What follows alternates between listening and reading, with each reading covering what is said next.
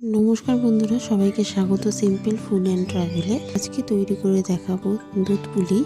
ভিডিওটা সম্পূর্ণ দেখার অনুরোধ রইল। ভালো লাগলে লাইক শেয়ার কমেন্ট করবেন, চ্যানেলটা সাবস্ক্রাইব করবেন। চলুন ভিডিওটা শুরু করা যাক। প্রথমে এখানে নারকেলগুলো কড়ার মধ্যে দিয়ে দিয়েছি। একটা বড় সাইজের নারকেল কুড়িয়ে নিয়েছি, কড়ার মধ্যে দিয়ে মিডিয়াম টু লো ফ্লেমে রেখে ভালো করে ভেজে নেব। এবার এর মধ্যে খেজুরের গুড় দিয়ে দেব পরিমাণ মতো। আপনারা যেরকম মিষ্টি পছন্দ করেন সেরকম পরিমাণে মিষ্টিটা দেবেন। নারকেল যেহেতু মিষ্টি, তার মধ্যে পরিমাণ মতন গুড় দিয়ে ভালো করে ভেজে নেব।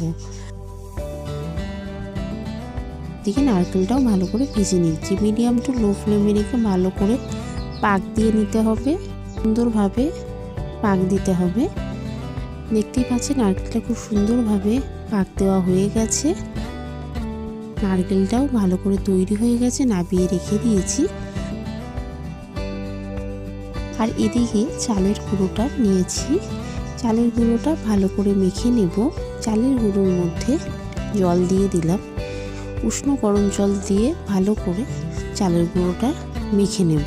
চালের গুঁড়োটা খুব সুন্দরভাবে মাখা হয়ে গেছে এবং সেখান থেকে লেচি তৈরি করে নেব। আপনারা যেরকম পছন্দ করেন, বড় ছোট সেরকম তৈরি করবেন। এখানে মিডিয়াম সাইজের লেচি তৈরি করে নিচ্ছি। দুধ বসিয়েছি, এখানে 1 লিটার দুধ নিয়েছি।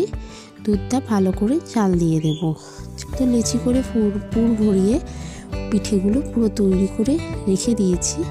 আপনারা যারা চ্যানেলে নতুন ভিডিও দেখছেন, অবশ্যই চ্যানেলটি সাবস্ক্রাইব করে দেবেন। পাশে থাকা বেল আইকনেও ক্লিক করে দেবেন, যাতে সবার আগে আপনার কাছে নোটিফিকেশন গিয়ে পৌঁছায়। আর এদিকে দুধটা একটা বাটির মধ্যে ঢেলে নিলাম, একটু বড় সাইজের বাটির মধ্যে ঢেলে নিলাম গরম দুধটা।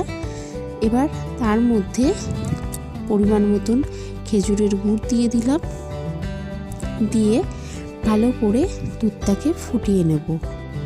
খুব সুন্দরভাবে দুধটা ফুটিয়ে নেব। আর এবার এর মধ্যে দিয়ে দেব দুটো এলাচ দিয়ে দিয়েছি, যাতে গন্ধটা খুব সুন্দর আসে। আপনারা যদি পছন্দ না করেন তাহলে দেবেন না। এলাচ দিয়ে ভালো করে দুধটাকে ফুটিয়ে নিয়েছি। আর দুটো তেজপাতা দিয়েছি। দুটো তেজপাতা আর দুটো এলাচ দিয়ে ভালো করে দুধটাকে 2 মিনিট ফুটিয়ে নিয়েছি।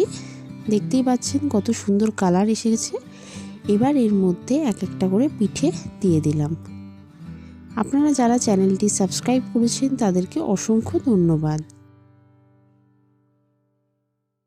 পিঠেগুলো দিয়ে ভালো করে ফুটতে দেব 5 মিনিট। একটু নাড়াচাড়া করে নেব। নাড়াচাড়া করে নিয়ে যতক্ষণ না পর্যন্ত পিঠেগুলো সুন্দর কালার আসছে, যতক্ষণ না পর্যন্ত নরম হচ্ছে, ততক্ষণ পিঠেটা ফুটিয়ে নেব। 5 মিনিট ফোটালেই তৈরি হয়ে যাবে দুধ পুলি, যেটা শীতকালে সেরা পিঠে দুধ পুলি, যেটা প্রিয় সকলের কাছে। তো এইভাবে আপনারাও যদি বাড়িতে তৈরি করে থাকেন, অবশ্যই কমেন্ট করে জানাবেন দেখতে কতটা সুন্দর হয়েছে। দেখতেই পাচ্ছেন পিঠেগুলো পুরো নরম হয়ে গেছে, তৈরি হয়ে গেছে। এবার নাবিয়ে রেখে দেব।